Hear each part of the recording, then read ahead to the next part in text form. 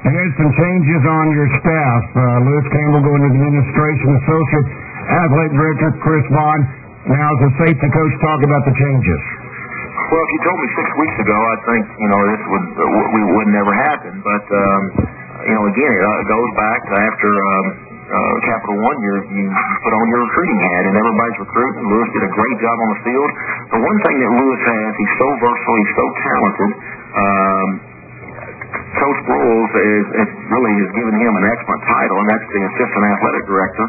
And so he's going to also have some administrative duties as long as being on the football side of it as well. He's the only one that could do that role. Very few coaches can step off a coaching field and do that. And so that's a real talent. And Chris, on the other hand, and this is what you have to weigh, when Coach Wood, once he said he's through interviewing, he's staying. We moved him to wide receiver spot. He coached wide receivers before, and this is where you have to make decisions, tough decisions. And if you recall, we put Chris Vaughn on the recruiting trail once Gus left, and within 2 weeks, he has 7 visits lined up and has 3 commitments and working on the 4th one. I mean, you've got to have that. You've got to have that guy that can communicate and recruit in a lot of different states. All right, Houston, this may be the toughest question of all. But with all that's been out there, now that we've covered many of these issues, and there's many others we just simply didn't have time to address at this moment, but what's it going to take to bring the Arkansas family back together? Well, we go to Texarkana Monday night, and what I understand, they're going to have to get out 2 more tables. There's going to be 500-plus people. There's an excitement there still. Coach Broyles shared with me last week there's been more tickets, I think, bought during that time, or some season ticket holders had picked up a few more tickets that we normally, we hadn't done that in February before, and he brought that to my attention. So, I'm around, I appreciate the people in the state that have been so supportive, that have given us so many great emails and letters and encouragement from our players and staff, and we appreciate that. I just think if we've just got to all keep coming together. I'm lost in these players. I don't know how to truly answer that.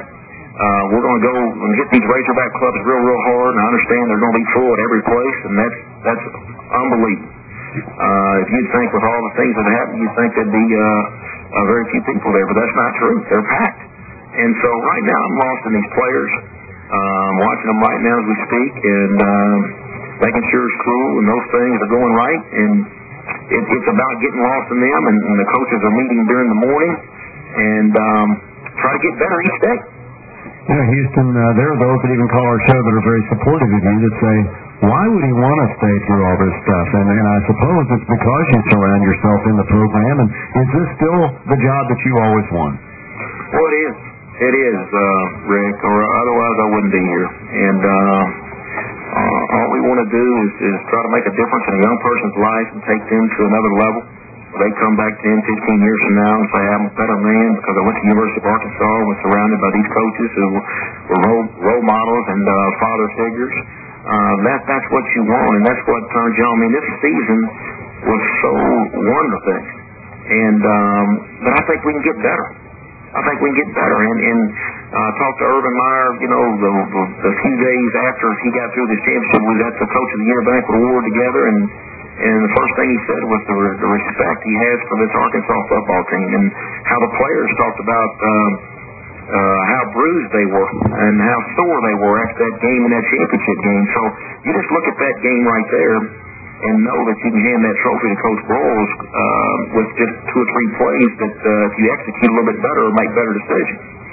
Mentioning Frank Broyles, Houston. What's that? Mentioning Frank Broyles, he's announced his retirement. What does that mean for the athletic department? Well, it was a sad day for I think all of us that were here that's been with him. He's the only athletic director I've known up here, and he's the icon, the ambassador, and all those words that really don't add up to meet his standards. But he's done so much. The only thing I know is this: he's going to be here through the football season.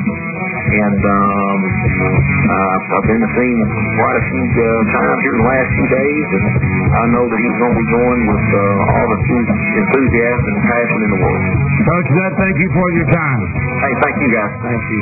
That's Coach Houston Nutt. Drive Time Sports back in a moment.